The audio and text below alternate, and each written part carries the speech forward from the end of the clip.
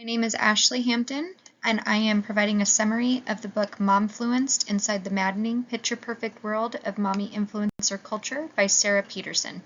About the author Sara Petersen, she published her book with Beacon Press on April 25, 2023. She has articles and essays featured in high-profile outlets such as the New York Times, Harper's Bazaar, and Glamour. In Glamour, she tackled the phenomenon of hot mom culture. For the WBUR's Consensi column, she talked about Meghan Markle and postpartum depression, and it was the site's top 10 most read pieces in 2019. Her bio can be found at the link below. About the book. Most recently, Sara has drawn attention for her momfluencer pieces. For the Harper's Bazaar, she wrote a piece about the cultish of wellness momfluencers, and another about her own love-hate relationship with momfluencers. This then brought about the book Momfluenced. Sara shares her thoughts and impact that momfluence culture has on women. In Momfluenced, Sara discusses the impact that mom influencers have on other moms watching social media. It's a profitable industry. They share their lives and experiences as mothers with a captive audience. They offer social media content that is designed to appeal to other moms. It's exploded as a potential career on social media platforms. And the message is this: we are all just a couple clicks away from a better, more beautiful, and enjoyable motherhood experience. In the next slide, I'm going to show an example of one of the top momfluencers.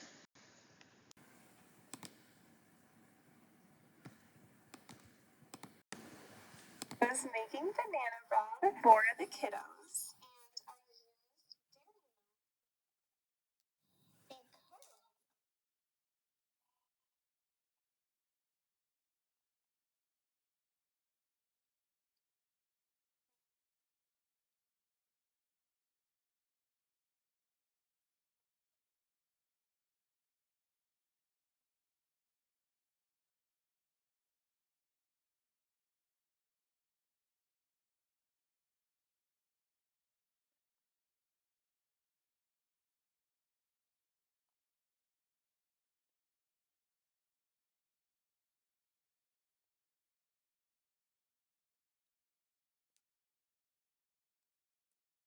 The momfluencers' business model. While they research, these influencers have become expert at monetizing their personal lives using their experiences as mothers to build massive followings and securing partnerships with major brands. So they research what's popular, what's happening, what's being searched on Google and Instagram. The abstract. Petersen notes that momfluencer culture has become a billion-dollar industry, with companies eager to work with these popular influencers in order to reach massive targeted audiences. So brands reach out to the momfluencers that have the most followers. Then they execute. The paid partnerships include sponsored content, product placing, and other forms of advertising that are designed to blend seamlessly into the influencer's content.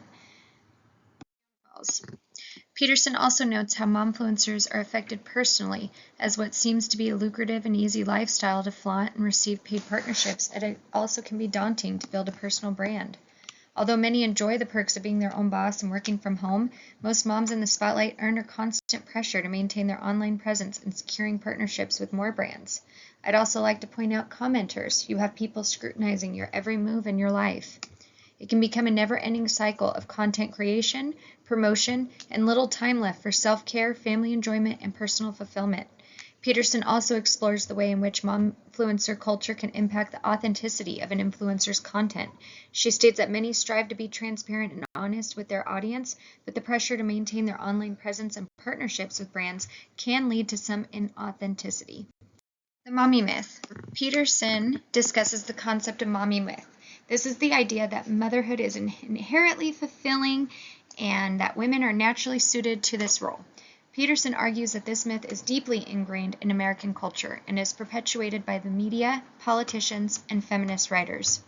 You have unrealistic expectations of a mother juggling tasks and motherhood without assistance.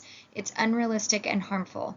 Momfluencers present this idealized version that life obscures the realities of motherhood, such as lack of sleep, isolation, and mental health challenges that many mothers experience.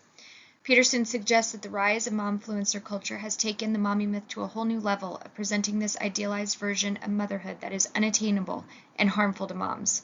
According to Petersen, the dream of motherhood shown by momfluencers is predicated on the idea of the perfect family, which typically has a heterosexual couple with 1 or 2 children.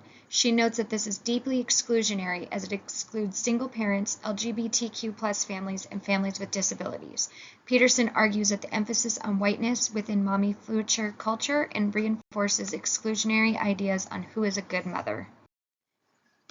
Petersen discusses the phenomenon of mom guilt, which is the feeling of inadequacy that many mothers experience due to societal pressures and expectations. I can say the first video of Amber Filler Up makes me feel completely guilty that I didn't make shaped bananas and bread for my children for breakfast. I gave them cereal.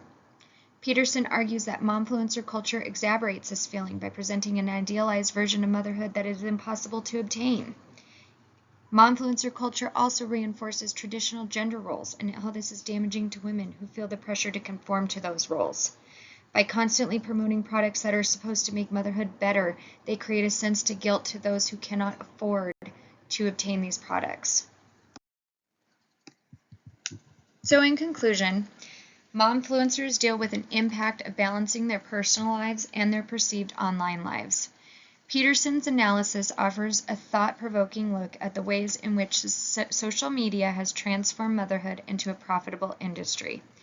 Petersen critiqued the dream of motherhood presented by momfluencer culture as it is unattainable and exclusionary and harmful. By showing idealized versions of motherhood that ignore the realities of many lives, momfluencers are selling a fantasy and creating harmful norms. Momfluencer culture can have a negative impact on women as consumers. Promoting an idealized version of motherhood can create a sense of inadequacy and guilt in followers. This is even more true to women who are already facing societal pressures and expectations in motherhood. Petersen also notes that momfluencer culture has created a competition between mothers to try and outdo each other in terms of presenting the perfect image of motherhood, creating isolation and inadequacy. Petersen does highlight the benefits of momfluencer culture, including the community and support it provides for many mothers, as well as the opportunities for creative expression and entrepreneurship. However, she argues that the problematic aspects of momfluencer culture, the promotion of consumerism, the narrow definition of motherhood, and its perpetuation of whiteness and heteronormativity has to be addressed in order for mothers to thrive. Petersen suggests that moms can be more intentional about their consumption habits by supporting businesses that align with their personal values. Petersen also suggests that mothers embrace their own unique experiences and stories rather than trying to fit into a mold of perfection that is promoted. Use social media to share authentic experiences of motherhood and connect with others that may be struggling and provide support. Petersen lastly emphasizes the importance of community and solidarity among mothers and the need to support one another in creating a new inclusive version of motherhood. When we reject the pressures of momfluence culture and embrace a more diverse and authentic version, mothers can create a better world for themselves and their families. Thank you.